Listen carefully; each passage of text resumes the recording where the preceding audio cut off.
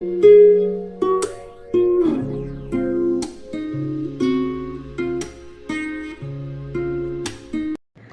hi everyone and welcome back again after so much time. So basically अभी exam सबके आने वाले हैं, पास में होंगे, तो हम लोग मेन पॉइंट पे आते हैं, ठीक है?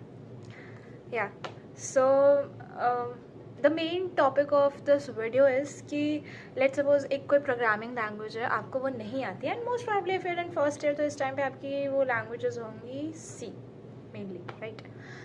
DBMS भी होगा, but we are mainly talking about the C. But however I guess approach दोनों के लिए सेम रहने वाला है, अगर मार्किंग स्कीम दोनों के लिए सेम है. लेट्स सपोज अगर राइट आपके कोड एग्जीक्यूशन का मार्क्स 20 है, MCQ 10 नंबर का है, रिटर्न आपका होगा 30 नंबर का एंड वाइव आपका 40 नंबर का. So 30 40 70 70 10 for MCQ 80 and then the rest of the 20 number for your code execution. Fine. So this is my personal experience, ठीक है? अगर आपको कोई कोडिंग लैंग्वेज अच्छे से नहीं आती है या फिर you know and somehow you are not able to execute it in the examination hall, so it will be going to work for you. Fine. तो अप्रोच ये रहने वाला है कि आपको नंबर लाना कैसे है. ट्रस्ट में A+ तक छू लोगे बहुत आराम से, ठीक है? ओ की गारंटी नहीं है मेरी, उसके लिए आपको खुद मेहनत करना पड़ेगा, ठीक है? So let's start about it. So पहले आप देखो 20 number is for execution, the rest is the theory part, ठीक है?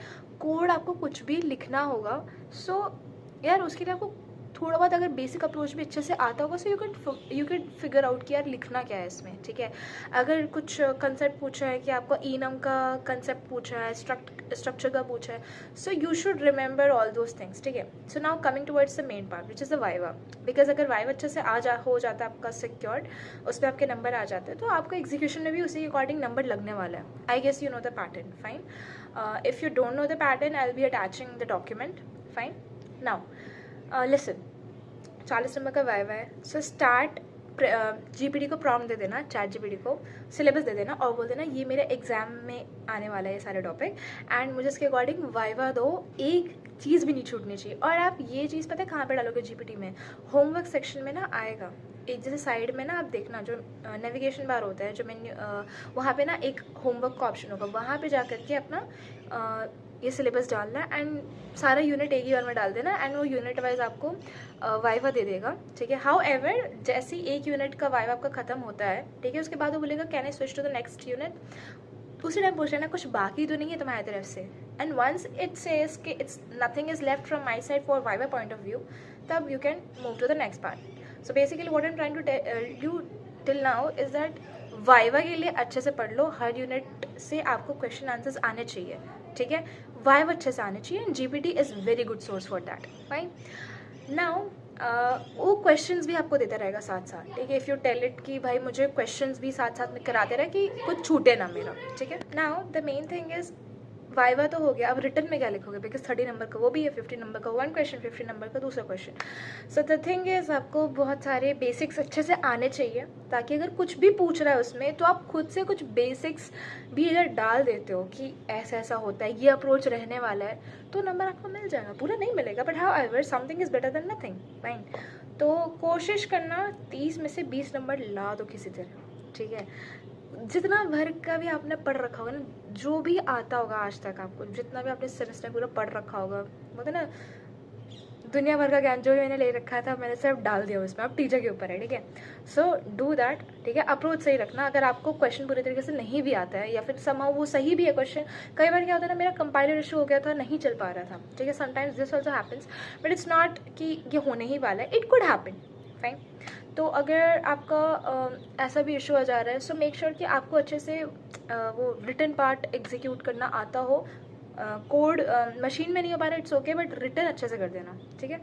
एंड फिर 40 30 70 में से आपकी कोशिश करना 50 to 60 तक आ जाए. एंड 10 MCQ है, कुछ भी तुक्का मार के वहाँ पे तो ठीक कर ही सकते हो ना तुम लोग, ठीक है? तो कोशिश करना 6 to 8 नंबर वहाँ से फेच कर लो एंड कोड भी ट्राई कर लेना, रन कर लेना कभी कभी. आई नो आपको ट्रिक्स एंड टिप्स कुछ फ्रेंड से मिल जाएंगे कि ये कर लोगे तो रन हो जाएगा, ठीक है? कुछ लोग क्या करते हैं कि जो आता है ना प्रिंट दिस आउटपुट, ठीक है, तो वो डायरेक्टली वो कर देता है। वो बहुत rarest of the rarest case में ही वो एग्जीक्यूट होता है, otherwise it's not going to execute. However you can try your luck, fine, but this was the basic approach. Just try to prepare for the viva, ठीक है, अपना basic approach knowledge ठीक रखना, ठीक है, जो भी आपका एग्जाम है, लेट्स सपोज सी, ठीक है, हो जाएगा फिर, ठीक है। वाइवा अच्छा जाना चाहिए, बिकॉज बहुत लोग मैंने देखा है कि कोड एग्जीक्यूट हो जाता है, वाइवा अगर खराब जाता है ना, नंबर नहीं आते अच्छे।